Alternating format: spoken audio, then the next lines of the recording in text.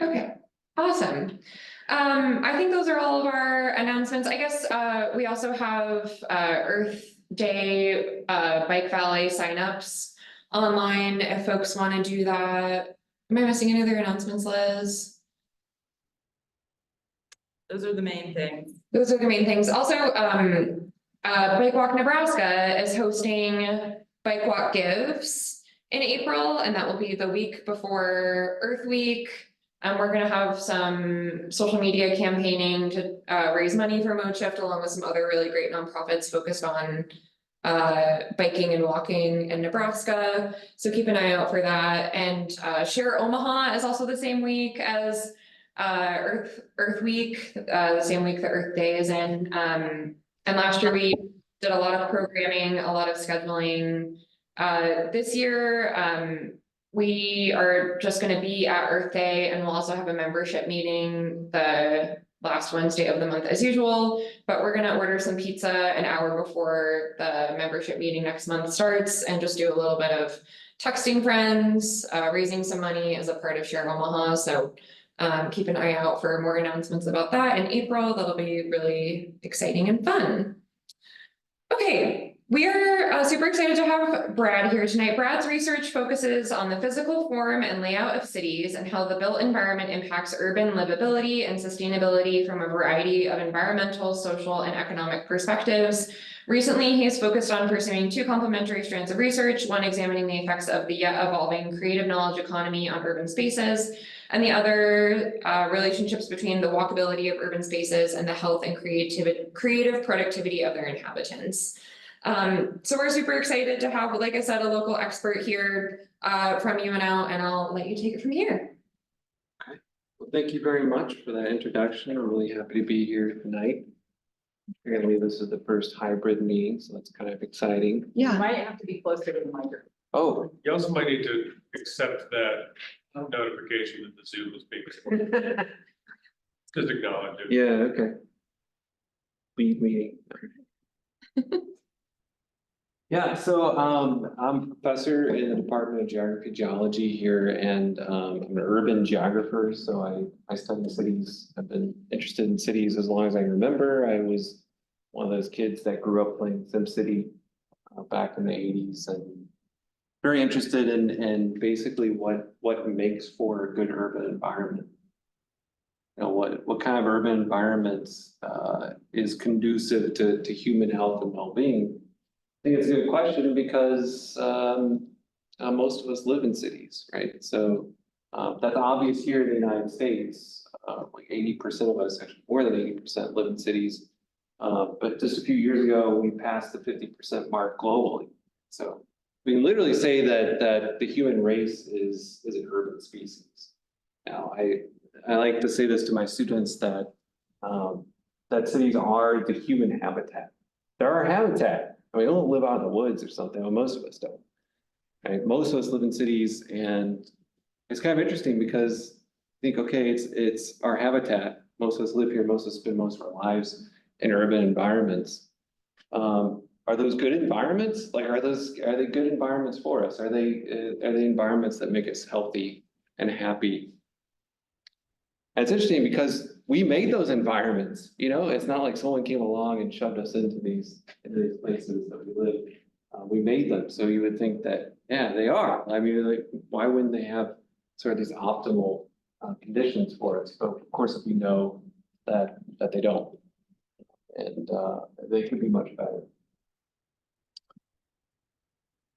So this talk, I have to admit, comes from an older talk that I gave to a class a while ago. As I was invited to give kind of talk on walkability, but I reconfigured a bit. And as I was doing this, I realized that I'm definitely like preaching to the choir here, kind of thing, right? And you've probably heard a lot of these things before, but I still think it's important to talk about this a little bit, frame the issue of walkability. We all know that American cities are not especially walkable, right? They're just not. I mean, for the most part, they're not built for human locomotion. They're not, or bikes for that. They tend to be actually pretty good, if you don't mind you don't take consideration maybe the potholes and so forth. They're actually really good places for cars. They're like the car paradise. Right? I mean, take a car out in the desert somewhere or something and see how long it lasts, but. We built this environment, mostly around cars and travel. And that's impacted just about every aspect of our lives. Just almost everything you can think of. So I did take this photo here, on the left. I was driving by, and this was a few years ago. They did actually fix this. They did actually fix the sidewalk, so I want to give them credit for that. Doesn't look like that anymore. I think there's like a Casey's here, so where's Dodge Street? I think we're around, like 70s, I don't even know, like 76th Street or something like that. Yeah, What's that? yeah, that's right by where the trail is. Yeah, yep.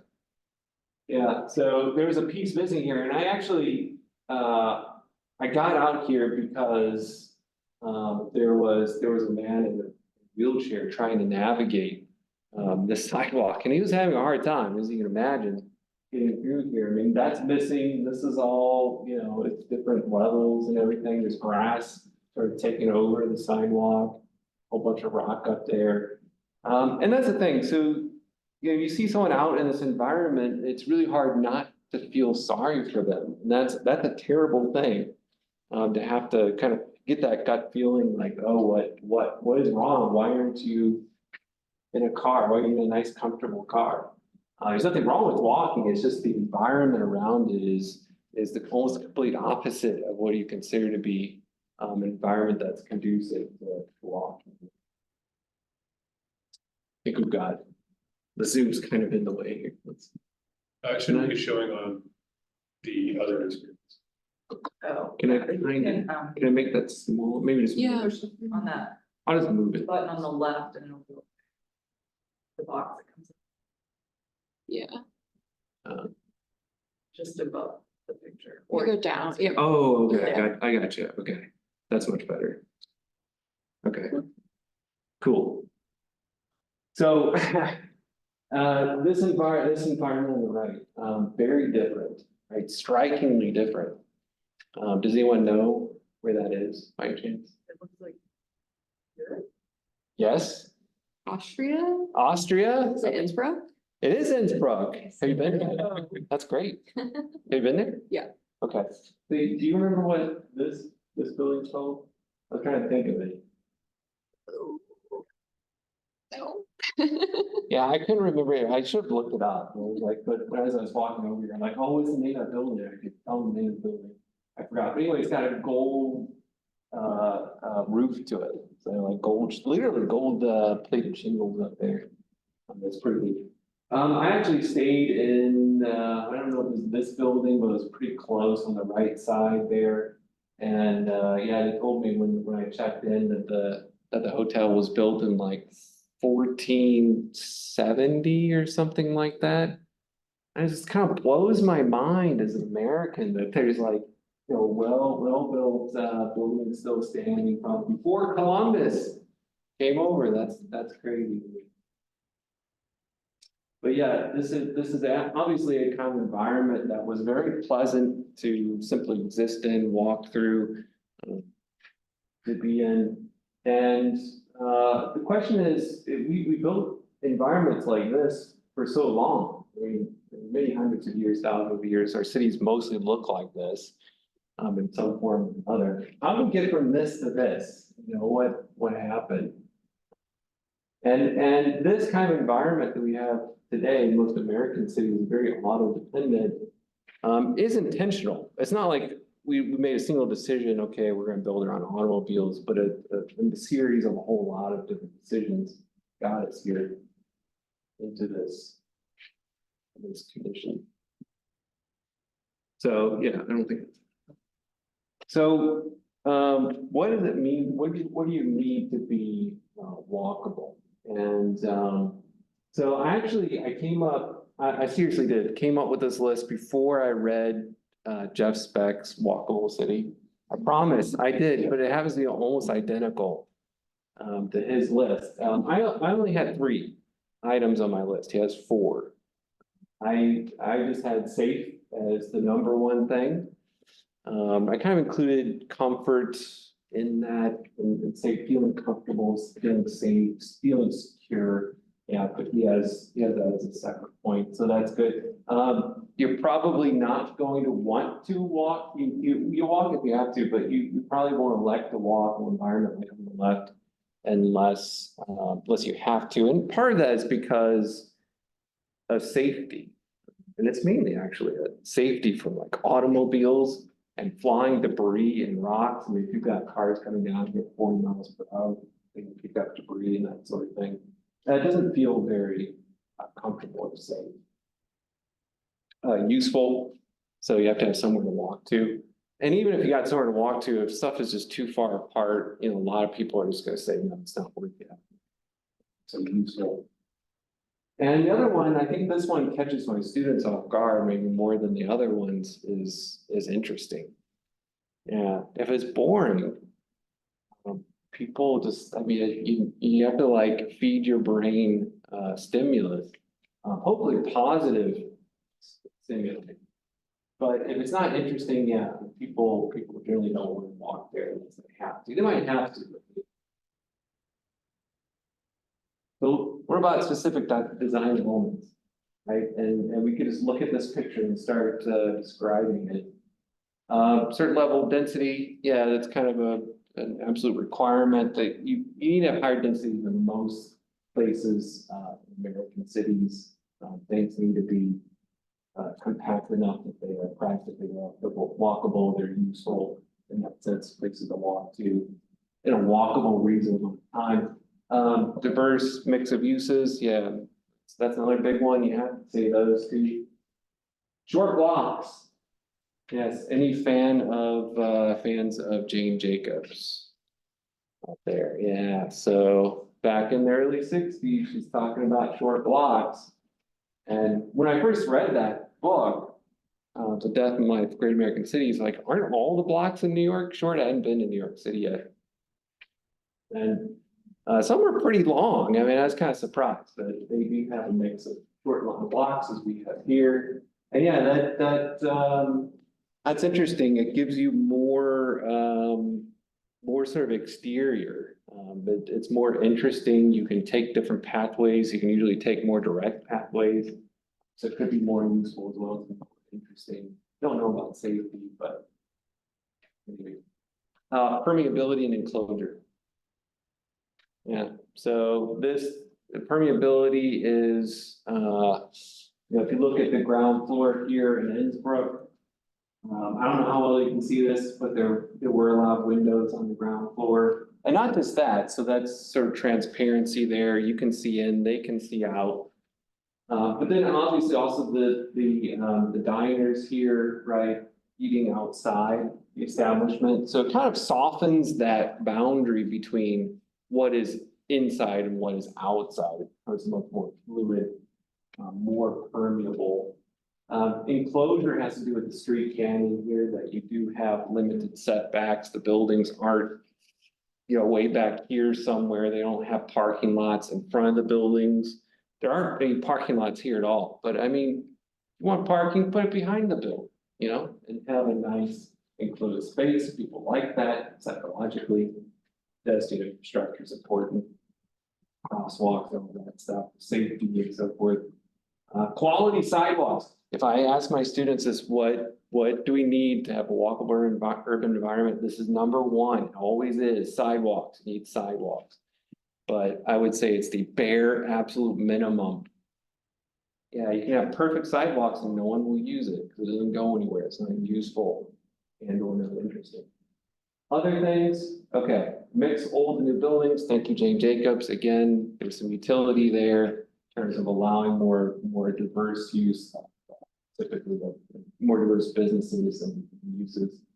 If you have older buildings. Good transit connections, so you can get to other places, right? And those complement one another. Better transit leads to better walking, more walkable environments, mean the transit usually is more successful, more viable. And then greenery. You got greenery here. I guess, on the left too, right? It's got all these other problems though, and usually this doesn't inspire much, it's not well kept, in fact, you have the opposite effect. You know, if you have unkept vegetation there, that can undo that feeling of safety and security. But, you know, here we've got some planters and things, and, you know, you look at other places, they're very walkable, they usually have some vegetation, some greenery there. Why? Why do we like that? Well, we seem to have like a kind of biophilia. I've actually looked at some papers on this. It's a real thing that humans psychologically like to have green around them and vegetation. It actually reduces stress and so forth. And you'll actually notice here, I mean, there's not much, say, Omaha can do about this, but you got the mountains in the distance, right? You had the landscape in the distance, and that was something very common for a really long time, is that you could very easily see the countryside, right, from within the city. You didn't even necessarily need to go up on top of a building or something, you could just see it out there. And just that connection with the countryside also is it's quite nice. It's not just a scenic amenity, but it's just kind of nice having that connection with nature.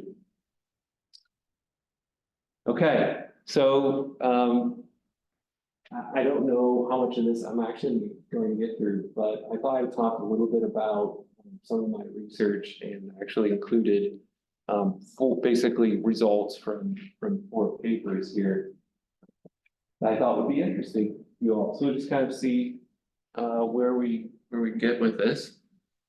I don't know if I can hide this or not. Could you scoot it to the bottom perhaps, like, Yeah. put it at the bottom? Oh, yeah, Here it is. there we go, okay. Yeah, and also the thing with this talking, Yeah, can you see? you scoot that to the bottom. Yeah, I think that might be the best I can do. Well, there's a way to hide that, but Try the more, thing at the bottom right. Hide video panel. well, that's that. Oh, There's oh, another- that there's is the another- other, get rid of some. the other panel that we were trying to hide. floating menus. Hey, all right, thank you, okay, that's good. That goes in there. Okay, so this paper came out in Journal of Urbanism. So Walksville versus residents' perceptions of walkability in Omaha, Nebraska. So it's really kind of interested in walk score and how that compared to people's actual sort of perceptions of walkable spaces in Omaha. Are you all familiar with walk score? Kind of figured. So if you're not familiar with it though, I encourage you to go to walkscore.com and just take a look at it. So you can put it in an address, put in a city, whatever. And it'll give you a score from 0 to 100, with 100 being most walkable for that location. And that's mainly based on sort of the density of daily destinations and amenities around, right? So it's, a lot of it's retail stores and so forth within walking distance. I think it also considers like intersection density, population density. That sort of thing. But that's a very common and very popular. I don't know if there's a more popular sort of objective measure of walkability out there. And so how does that?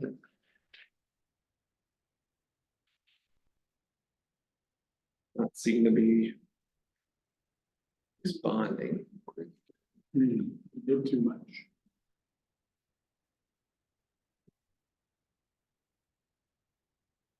Oh. Is that the problem? Maybe the image is too big?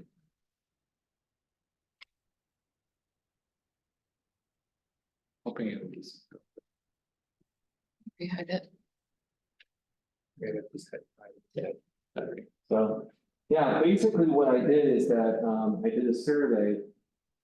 And, I sent out 3,000 surveys randomly to Omaha, households. And I included this map, so it's a Google map of the Omaha area. It was printed, it was like 17 by 11, so it was a pretty good size. And then folded up and put it in an envelope, sent out 3,000 of them. It was fun folding them all sending all those out. I got about 10% back, I got about 300 back.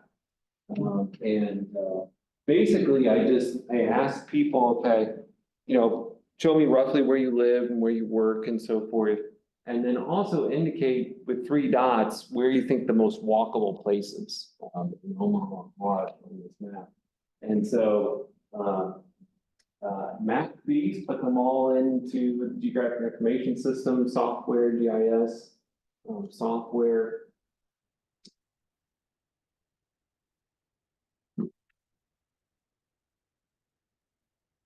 Strange. Doesn't like when you take away the floating. I think you have to have that bar on there, Yeah, but you can grab that bar and move it down some more, so. I think that's as far down as we go, actually. I don't know. That's a margin.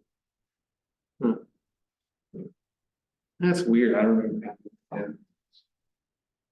So this is it. And I'm just putting background in there, but the black dots are where people indicated where those most walkable areas of the city are. And hopefully you kind of tell what's what with the highways here and so forth.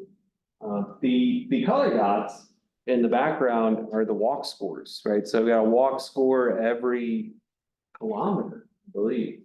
Right, so you actually never more than 500 meters from one of these walk score sample sites. So you get a sense of what the objective metric is saying about these different places, and then what people are saying.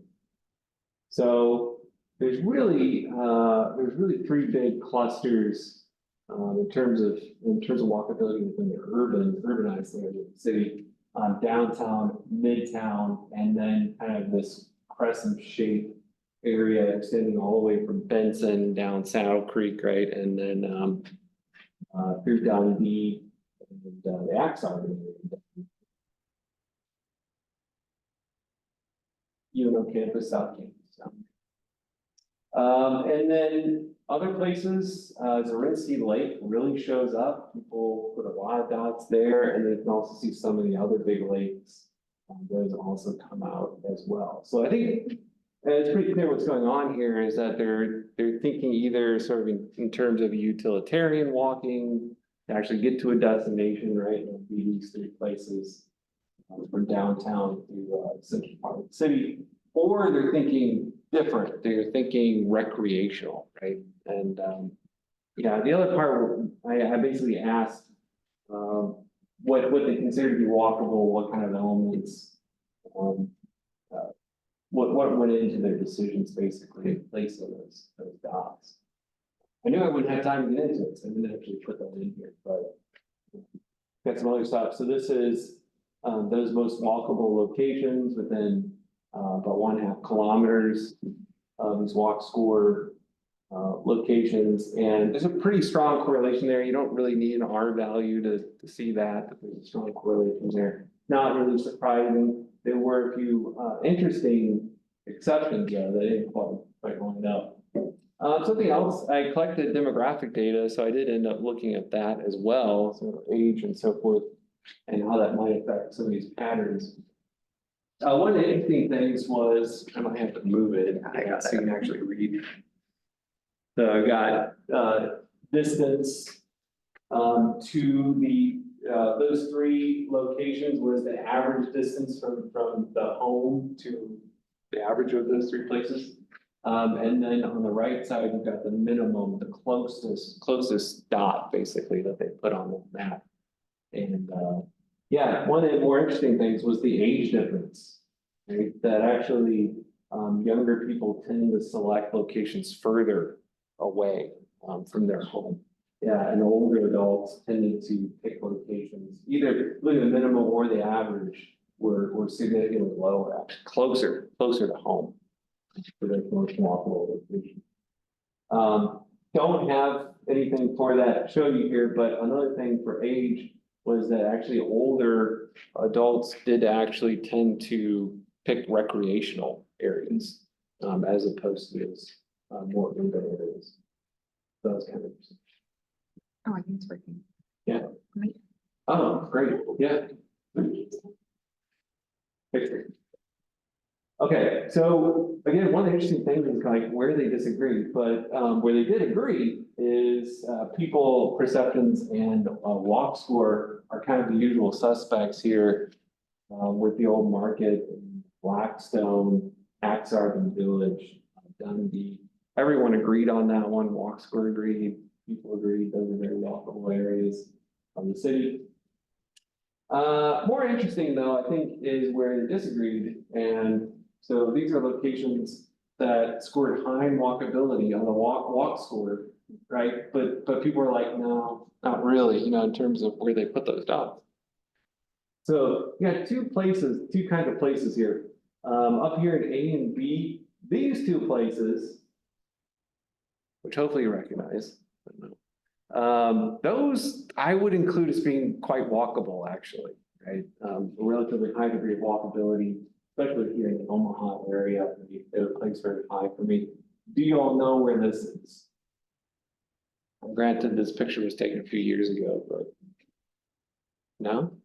Well, I mean, it's on the slide, but yeah. Oh, yeah. It's Okay, well- walk of, against plus. Yeah, oops. And you guys actually read that, that's the problem, so most students don't. Read it. Yeah, so, probably doesn't get, I don't know how many actually got over to Council Bluffs, surveys, but barely anyone put anything there. And then, of course, you guys know, South 24th Street. But I think the thing is with those two is that they are quite walkable, but most people just don't go there. They're just not that familiar, right? So you've got an area on the other side of the river that went through a period where it wasn't very dynamic economically, it was pretty quiet. It has come back though, to some degree. And then South 24th Street, which is in that thick enclave. So it's actually pretty popular, pretty busy. It's just that most people in Omaha don't go down there very often. I mean, I usually ask this question to students, have you been there? And out of maybe 30 students, I usually get like one hand raised. People just don't go there, right? If they don't live in that area.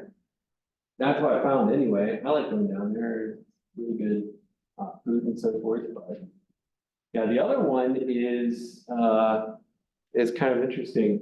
Walk Score likes these areas. 72nd and Dodge Street, and like this is out at around 120th.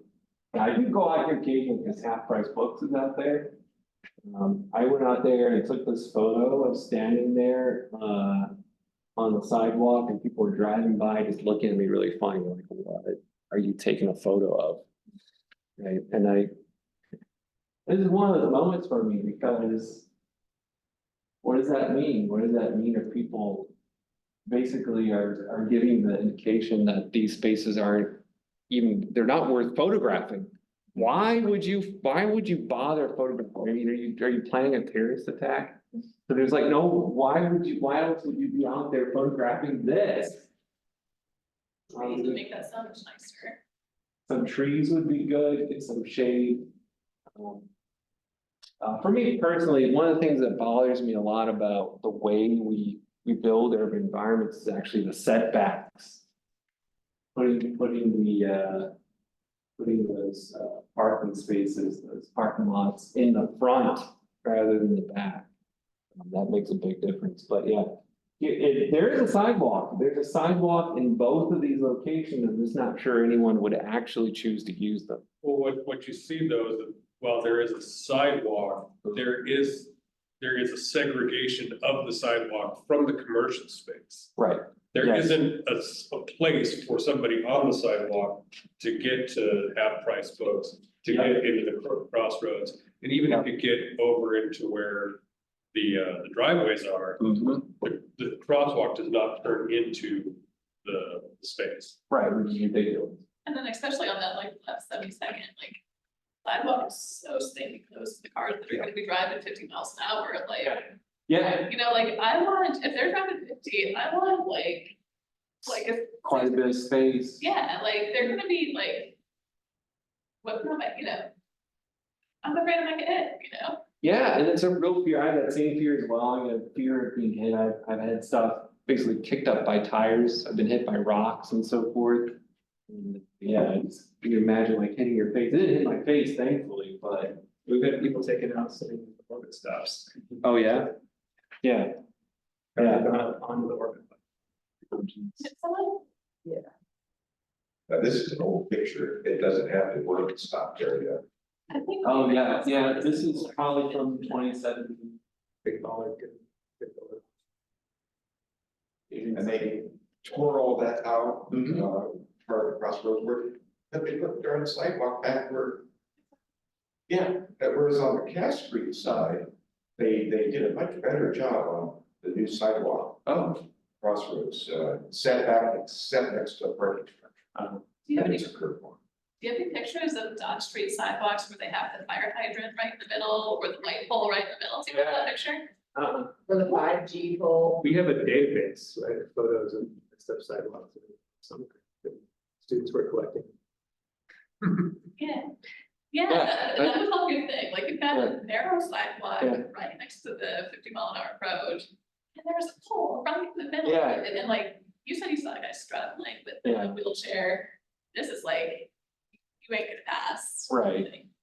Yeah, I mean, you really have to scratch your head at some of the stuff. I But, think the city has changed, like, I think if you do redevelopment, at least in some places, you have to move the sidewalk. Mhm. So that's something, but like, whether or not the city enforces that, and like how often it happens, you know. It's a slow way to. Yeah, They're yeah. good read, like you say, the rules are different. They're building an apartment on 38th and Dodge, my neighborhood in Sonia. I was just gonna say the same thing. And They're they not. built this building to like this close away from Dodge Street, so like, there's no room for a pole and. You know, They're not requiring the sidewalk. No. Yeah, they're not requiring it. Okay. Plus, that lane has been closed for months, and it's gonna be closed for more months, because it comes so close to the street. In Yeah, order to get their construction equipment in there, they have to. they have to like close off that lane of the street. Yeah, but I was thinking like, because it was good, they'd make a better sidewalk, but no, it's like, you Yes. have the road, you got sidewalk, you got wall. Yeah, So you Yeah. know, and maybe maybe, you know, there was money on the table, but. yeah, If I remember right from the zero, the complete street plan, it's once more, it's. Doesn't get implemented by the city, stuff, it costs more money and Mhm. doesn't apply to private developments. It's not incorporated to the design. right. But with it, like, it does cost the city money to build it bad, so like, I've gone to some like Metro Transit meetings. And if the person in a wheelchair cannot reach the regular bus, then they gotta use the Mobi. And with the Mobi bus, they can't just show up to the bus stop, they have to schedule it in advance. And then the dispatcher has to figure out the schedule to pick up all the wheelchairs and drop them off. It costs the city maybe like 10 times as much Yeah. to like go to people's doors, but it's also cost more to the rider and it's way less convenient to like. If you fix the sidewalk, we can save money and make everyone happier. Yeah, That may be the metro budget, not the city. But taxes for all, of it, you know? I don't know. Yeah, the metro budget is actually a lot of like, more than taxes. Federal government grants and state, well, state money, I guess, is taxes are different, whereas then like, there's a bunch of different. yeah, so sidewalks. Sidewalks could be better, it's not even that the quality of sidewalks are. Fine, some of them are narrow, but, yeah, like position, the relative positioning. And, you know, going back to actually accessing these stores, I mean, you know, kind of like. Trek up the hill there to get to it, I'm not sure, I mean, you have to go. These are super blocks, when we talk about short blocks, this is the exact opposite of super blocks, like suburban areas of the city. I'm assuming you have to go basically all the way down to a traffic light. To be able to not have to cross the grassy knoll there. But yeah, and I mean, that's a bit of a trek, if you're in good shape, I mean, but it's pretty steep right there. You can imagine being a bit older and whatnot, I mean, you're not gonna do that. And go up and down there, so.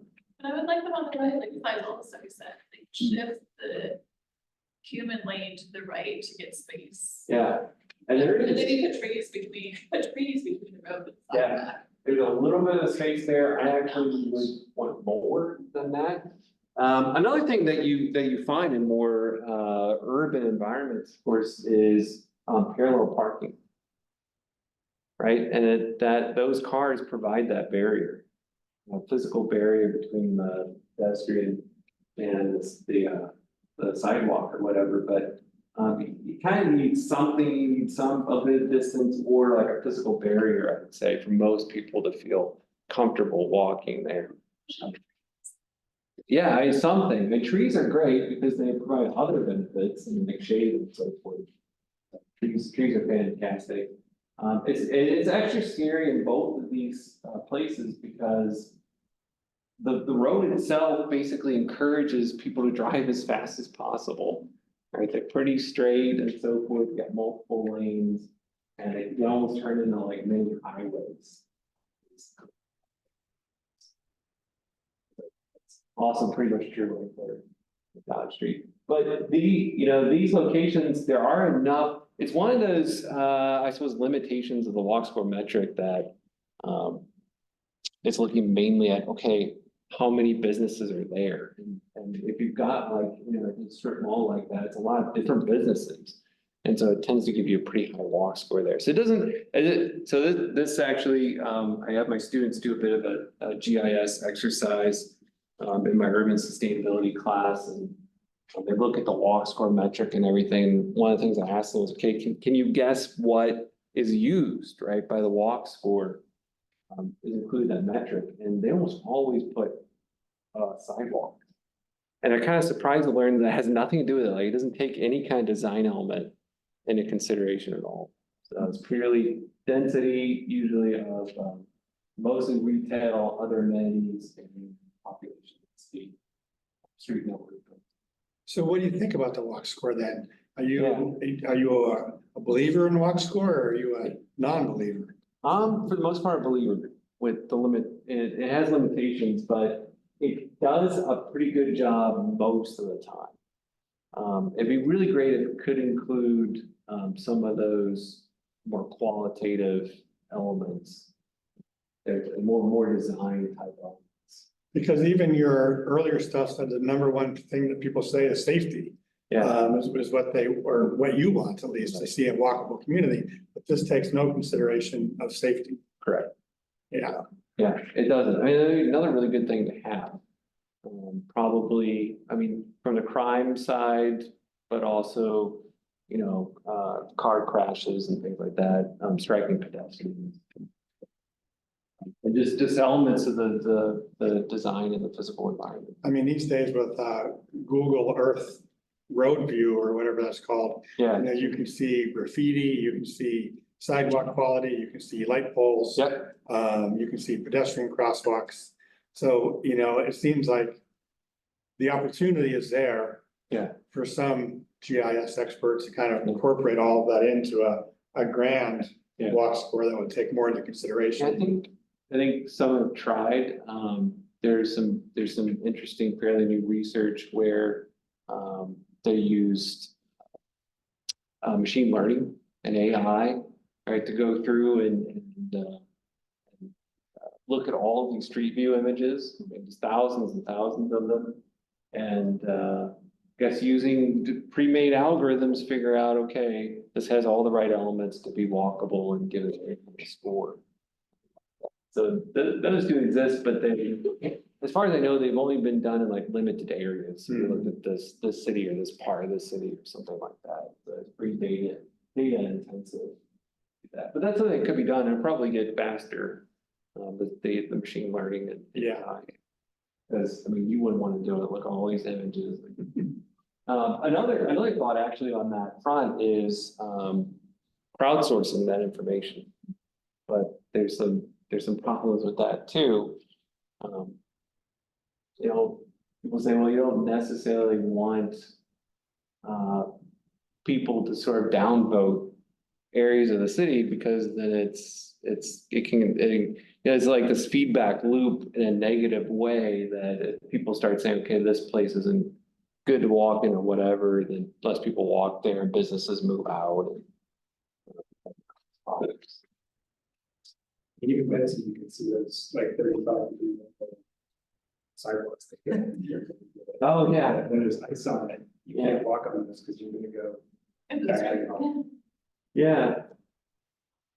Yeah, it was kind of weird walking Benson. That's still there though, right? That angle is still there despite the fact that they, you know. That was part of. That's after the reading. That's the- Really, that wasn't there before. Huh, I don't remember what it was before. then. I mean, I'm not an engineer, but assume they could have figured that I out. would think- But I guess there's a limit on the curve. And then beneath the door, like where the doors of the business But this are, was- that's all they could. This was flat before? Yeah, but they widened, it, right? I honestly thought it was this way before, but Yeah, they widened it and They it's widened. about the rules of one end and the other. That's the best solution.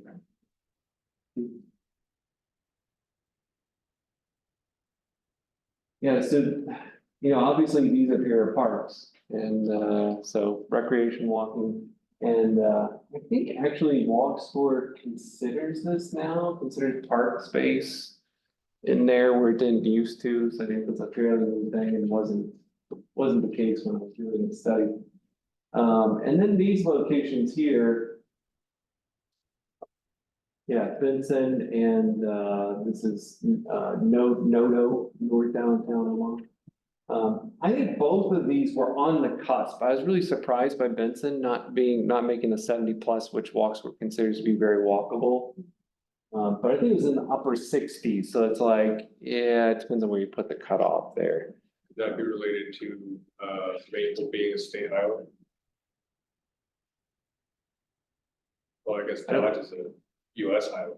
Yeah, I don't know how that'd make any difference. What I was kind of thinking is that. I mean, they've only fairly recently put, one back here, apartment buildings in there. So I think one of the things historically, it hasn't been very dense area. Basically you had your commercial strip and then single family attached dwellings and neighborhoods around it. But now they're putting these apartment complexes and condos in there and so forth. And so that should theoretically increase the foot traffic and everything like that. And there's more of a mixed use setup there. All right, so I think I'm actually gonna skip this because I'd rather talk about this one since I know it. How long do we go here tonight? Usually 8, 10. Okay, so I will go as long as you want me to, I suppose. With this, or I can just sit down and talk, but. Well, yeah, you could wrap up in like 5 or 10, it'd be good to have some like. See if people online have questions. Okay. Yeah, so I'll skip to this one and I did, the previous study was looking at 3 different cities, one of them and comparing sort of from equity perspective. You know, who had access basically to these walkable environments because you know, obviously with like gentrification and so forth going on, wealthier people moving to these areas, you know, are these walkable, desirable places still accessible for disadvantaged low-income groups? One of the things that I did, almost on a whim, but I happened to be in Pittsburgh, I like the city, kind of wandered around some of the different neighborhoods and so forth, is just walk through there pretty systematically and take photos and video and so forth. And I basically paired up neighborhoods based on their walk scores. So I ended up with 3 different pairs, 6 different neighborhoods. They have these neighborhoods that are paired up, like Homestead and Squirrel Hill. They have similar walk scores, but their demographics are quite different. So Homestead has, let's say, high social vulnerability. It's a lower income neighborhood. Squirrel Hill, on the other hand, is quite wealthy. But you'll notice walk score says they're both about the same. So go through and look at more of a qualitative design kind of perspective. And this is taken from another study. They actually looked at these various elements: imageability, enclosure, human scale, transparency, complexity, safety, and tidiness. Basically assessing streetscapes and neighborhoods based on those elements. And so again, you got these pairs. And so I went through, took a lot of video, looked at a lot of images and so forth, and tried to rate them low, medium, and high. And there's a pretty clear difference between the higher income, wealthier areas compared to their less wealthy counterparts here. They have a lot more in the moderate and low categories. And so the whole thing is you go, down the walk score ladder here from the 90s to the 80s and 70s, you get more of these moderates and poors. But looking at them as peers too, you'll notice that these, as the higher income areas do better, right? On this weighting scale, looking at all these different elements. So, showing you some pictures here. In terms of this enclosure, right? And actually these three at the top and then bottom right, those are all from the lower income, higher SB neighborhoods. And what I noticed, of course, is that you've got a number of gaps here. You also have, gaps in terms of like, there's an empty lot, just weeds growing in there. And then you have gaps in terms of, in the frontage of buildings, you have gaps in terms of like parking lots. So they're being used, but it's not, there's no building there. It doesn't really help with that enclosure very much. Started thinking about this. I went back and looked at the satellite imagery, comparing these neighborhoods again, and basically came up with these terms: soft gap, hard gap, right? And soft gap is where you've got like it's being used as a parking lot. People use it, but it's a gap in the frontage of the building, facades there. And then hard gap is, it's not being used at all. It's an empty lot, right? So on the right side, you've got the lower income neighborhoods, and then on the left side, you've got the higher income neighborhoods. And there's a pretty clear difference between the two. I think that makes a big difference, right? In a number of ways. You got the enclosure, you lose that enclosure, you lose that sense of security and safety. It doesn't look very tidy. And that can kind of cause you to think twice about walking through that area. So it made a pretty big difference, that enclosure element there. Transparency, getting back to this idea of the importance of that first floor. That first floor is just critical, right? Because you could have buildings like this one. Not much better. All these, the first four from the lower income neighborhoods. So at that first floor, if you've got just brick or stone or concrete or whatever with no windows, people don't like that at all. It's not interesting. It's not interesting, and then people don't feel safe and secure either, because you don't have that. You don't have the eyes on the street, right? And in Jacob's language there. I'm not sure this inspires confidence either, where they've got, a metal barrier there across their storefront. Many of the buildings they didn't look very well kept either, falling apart and so forth. You see all that security fencing, they make you want, oh, this is a dangerous neighborhood. It gives that, right? It definitely gives that impression. It's something you generally don't want to see. Definitely doesn't help with the safety and security perception there. And the opposite is that you've got well-maintained, mostly glass paneled frontage there. It's really good for that transparency and sense of safety. And that's mostly what you find in those higher income areas. Yeah, tidiness, is it being cared for and so forth. And mostly their examples, all of these except this one, actually, I think are from the lower income neighborhoods. Just not, there's greenery and there's a lot of vegetation, but most of it actually wasn't being cared for at all. It wasn't intentional. It was growing wherever those plants could possibly grow, and stuff there. There was actually a building, and I just didn't have time to go back and look for it, but, I took a photo of it. But there was one building that was just full of plants. I mean, it was like a greenhouse. It wasn't intentional, it was abandoned, but you could see inside the storefront and it was just filled with vegetation, like a rainforest in that thing. Right, it's probably plants grown in there year round in Pittsburgh. Because it needed sun, facing south there.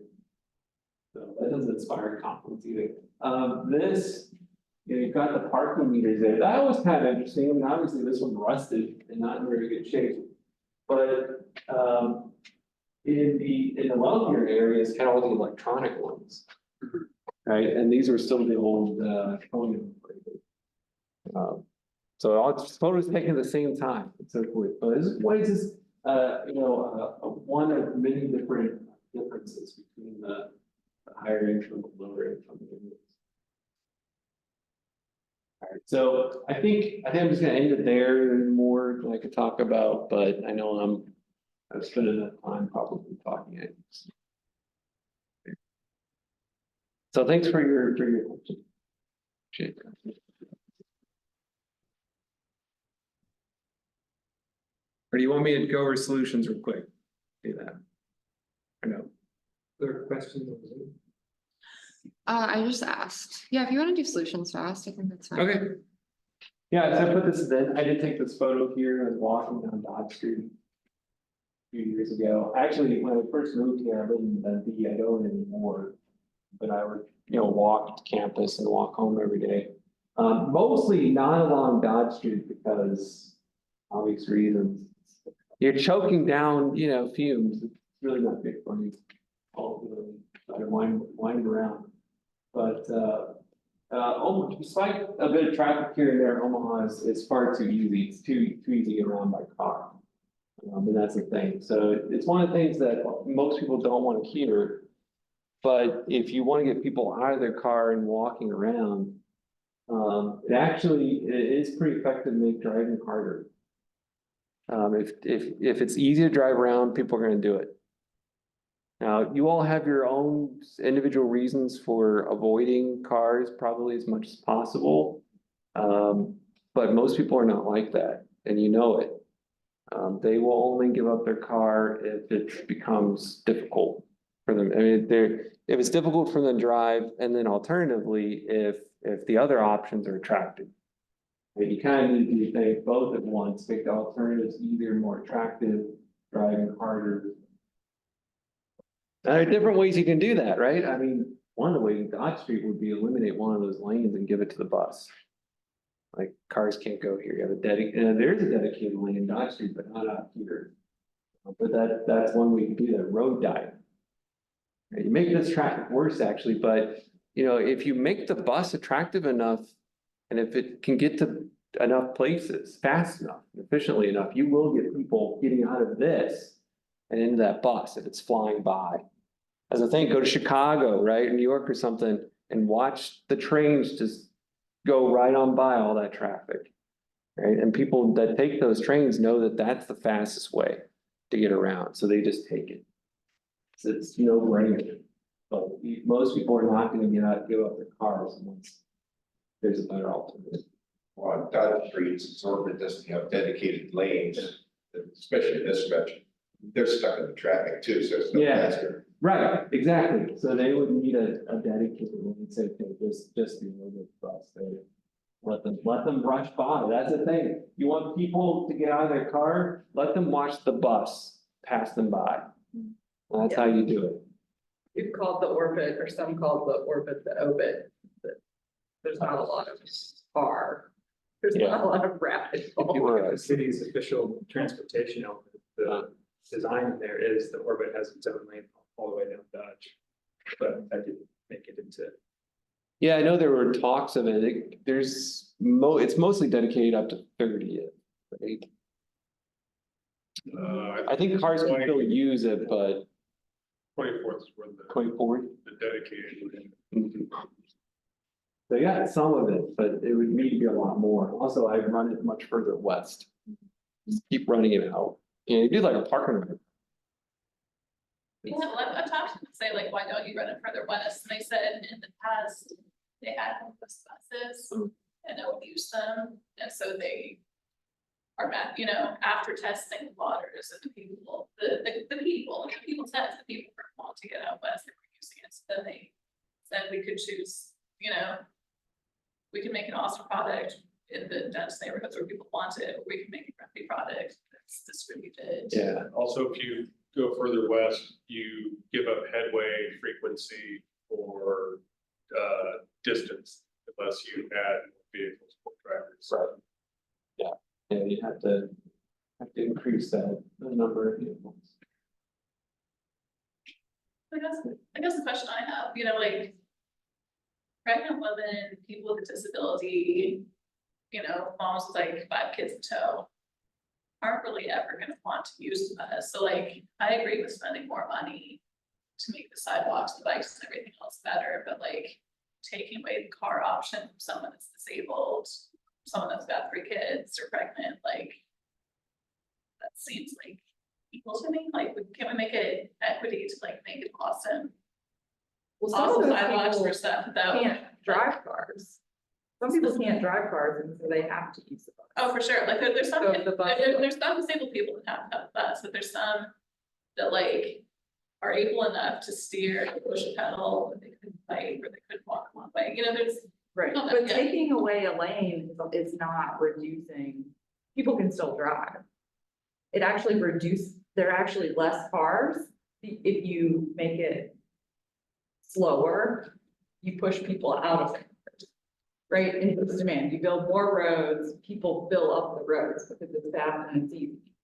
If you take lanes away and it's harder for people to go, fewer people they're gonna work Yeah. from home, they're not gonna go do this errand. So it's not necessarily making It's it, the opposite of It's induced not demand. I necessarily- don't know if there's a term for that. Road dieting, but. Yeah, it's something we know. You add capacity, basically you add lanes or whatever to the roadway and the highway or whatever, and that you get more traffic. I mean, it just creates more traffic over time. That's not a good solution.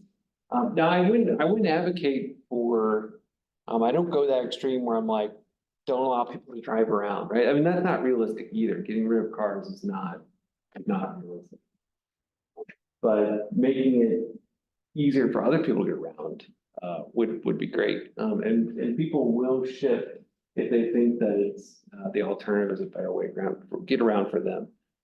And there's a lot of people that would, I think, make that shift. I mean, just again, look at a city that's usually a bit bigger, but denser than Omaha.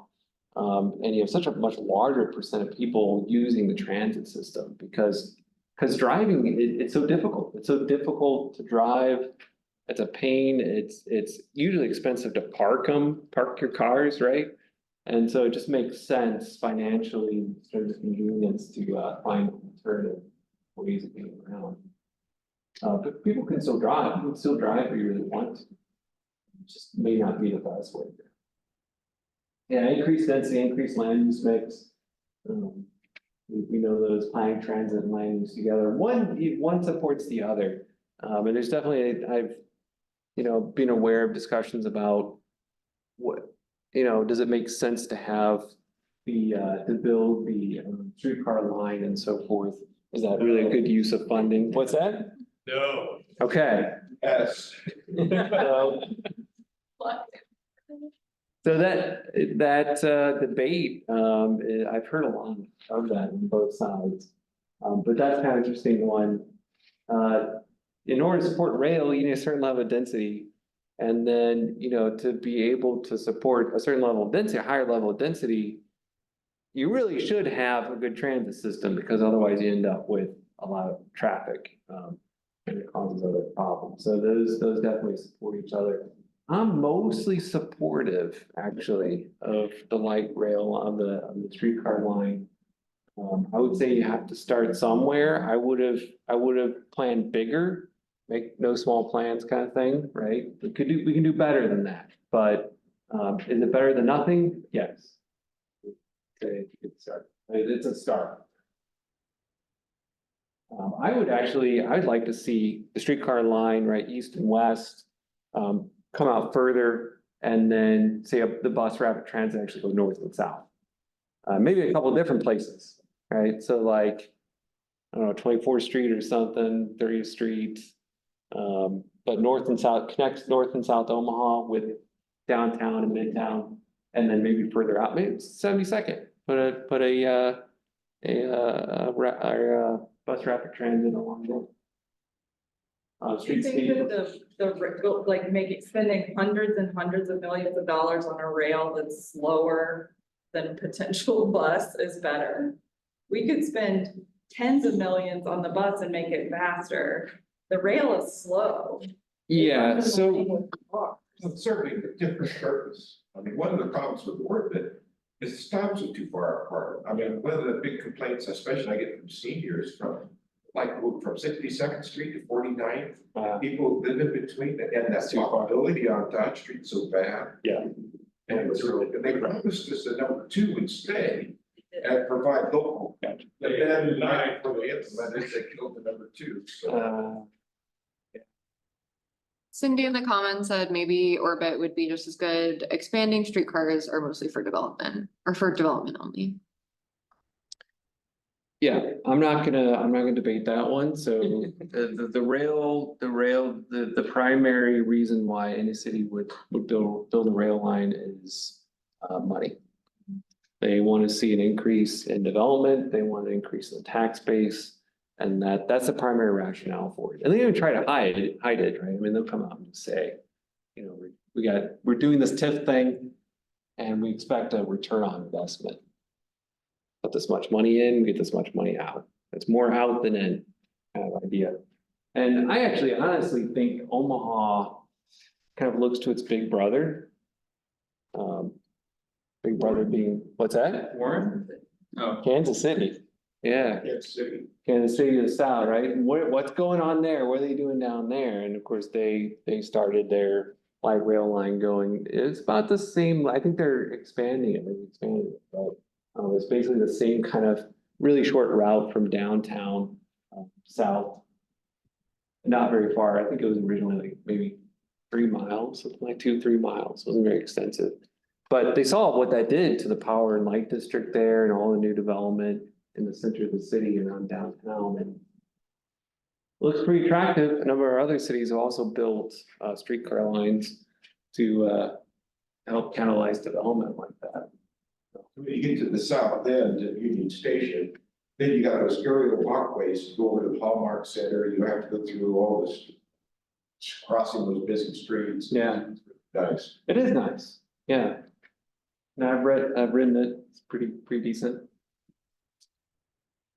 What else do I have here? Zoning codes, again, preaching to the choir here. I'm sure you're all familiar with form-based codes. That'd be great, move in that direction. But you know, the big thing is that in a number of papers that I've read and so forth, I've found that these most walkable areas are increasingly exclusive, right? And I didn't get to that paper, but you know, the most walkable neighborhoods are increasing in white population, for example, and actually decreasing a lot of minority populations.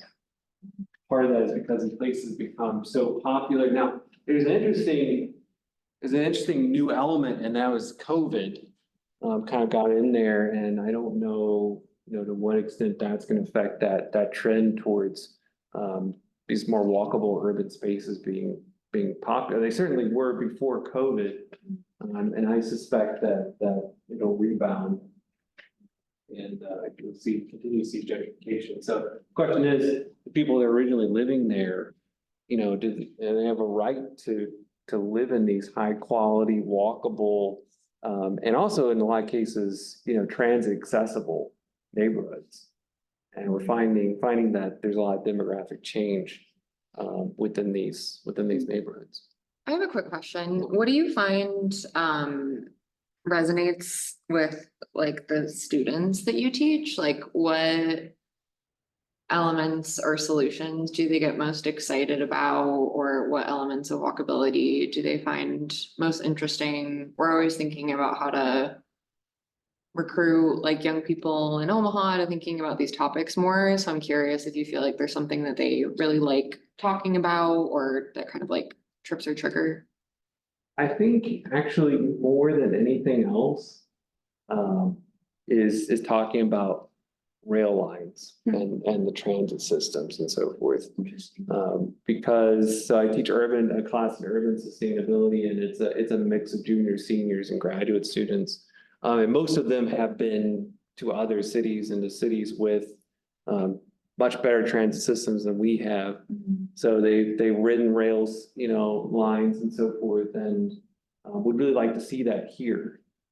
So most of them get kind of excited about possibility that we'll finally get, some fixed rail system here. Do they provide a rationale as to Why? Everybody likes it. Yeah, they do. Why that's popular? That's always my thing is they're like, oh, we're gonna have the rail and it will provide transit options, like there's already transit options. Right. To block off the orbit, it's 4 blocks off the 11, 15 runs through there. To be honest with you, I think there's a very deep-seated cultural view of bus systems in the United States as being a mode of last resort. So, and that's unfortunate, but I think that's generally the case that, I'm not gonna ride the bus, right? That's for people that don't have any other option. Bus, but most people don't see rail that way. They look at rail, especially the new rail lines, right? New light rail systems and streetcars, and they're so shiny and sleek and everything, right? And there's also something about the permanence of a fixed rail line. I mean, bus routes can change, just talking about that, right? I mean, they can change on a whimsy.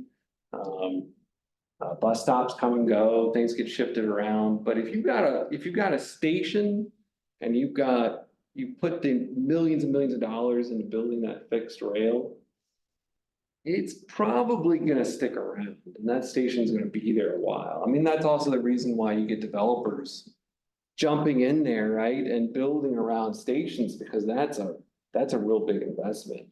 And it's fairly permanent, it's gonna stick around. Sometimes say this is kind of a raw deal though, or maybe it's the government trying to force people out, but in the neighborhood, like close to the post light bill route, they are forcing everyone that owns a building on that route, like $20,000 for light rail.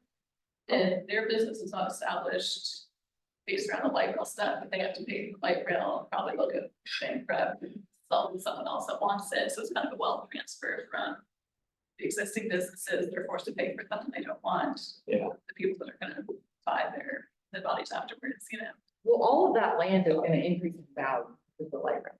So whoever owns that property is gonna benefit. So I think it's It's mostly mutual. smart to make them to pay for it. But where you run into issues though, is in places like housing, where the increase in value, increasing the tax base, increases. Push. It does, it forces people out. Yeah, you'll see a jump in rents. And along the route, the housing that there is there is fairly affordable market rates. So Jacob, I think is on the Gifford Park Neighborhood Association, and they were saying that the affordable housing that is gonna go in along the route, they're adding $5,000 to whatever the affordable housing based on area median would be, because that is since the light rail city won't have to own a car. Right. Which seems a little bit. Yeah, Of a- it seemed fair, yeah. It's interesting. But when they rolled out the BRT line in Eugene, when I was there, they've got 2 now. I think there was more of a, because it had so much more fixed infrastructure in terms of dedicated lanes and queue jumping. That's a little different. It had more of a light rail kind of feel than the old bus system, whereas the orbit, once you get, to here on Dodge, it's just a long bus. Right. And I don't understand why it's so rough on the ride, whether it's the streets are that bad here or the shocks are not as good on the Yeah. It's the buses, because if you ride the 1,000 class, which they often put on there when they are short on urban articulated buses, they ride the 1,000 class buses right eventually there. And it's still, they're in the right lane with all the storm sewer inlets and all, so it is if you drive your car, you'll notice it's right, but they're the articulated buses have poor suspension. Or do they have to, because of the length, they have to be somewhat rigid? The ones they have in San Francisco are a different brand, they're the BMDs, but, and they're much smoother. I don't know why these are so wrong. Yeah, I've been in there when like all the windows in the bus are rattling. With It's noisy. Yeah. Well, I'm gonna let everybody on the Zoom go. They're gonna kick us out of here in probably less than 10 minutes. The CEC closes at 8:30 and they like to make sure we're all packed up a little bit early. So thanks everybody on Zoom for joining. And folks are welcome to stick around here for probably another 10 minutes. And thanks so much to Brad for coming and presenting. This was really good conversation, very interesting, and we'll put the recording online. Bye, everybody. Thanks for inviting us. You did have a few slides till we had the racial disparities. Yeah. So this one. So this is, so I've got the walk scores here, 90 plus, and then on down.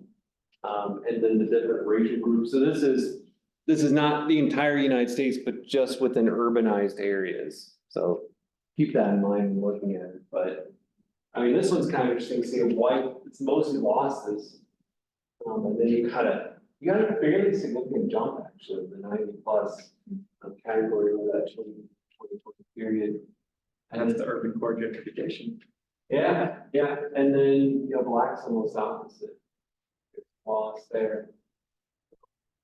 Yeah, I've seen stuff about the suburbanization of poverty, but I don't have a feel for to what extent those trends are unfolding in Omaha yet. It still seems like we're pretty old school. Right.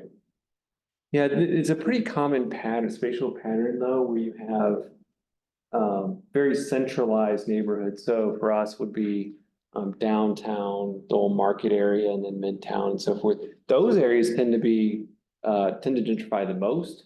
And then, but around it, around that area, you typically have like these inner suburban areas, and those tend to struggle the most. You have these ethnic enclaves, older suburban neighborhoods, and those tend to be the most impoverished and disadvantaged areas. And then as you start going out from there, then the incomes start to increase again. So you see that a lot. Distribute the jobs, the employment that makes money, so like downtown, all these skyscrapers with jobs that pay great amazing money. And if I wanted to live in an apartment to be walkable and all that stuff, I would live right next to where the money is and the jobs. And then for some reason, all the employers feel like the same, free walk areas where they kind of build a tower. And the other places that have a cute historical neighborhood, there's no good jobs there. It isn't gonna turn into poor and all those gated windows. And I wonder, is there a way we could encourage our employers? You don't all need to be in the same blocks, one of you goes here, one of you goes here. I was about, business parks in 136th in California. There's, Old Bill, where the territory built. I don't know. Yeah, I mean, yeah. I'm thinking like North Omaha, South Omaha, the places that have problems, like. North Omaha is, they're building, it's gonna be called light industrial, they're up by the airport, putting a whole.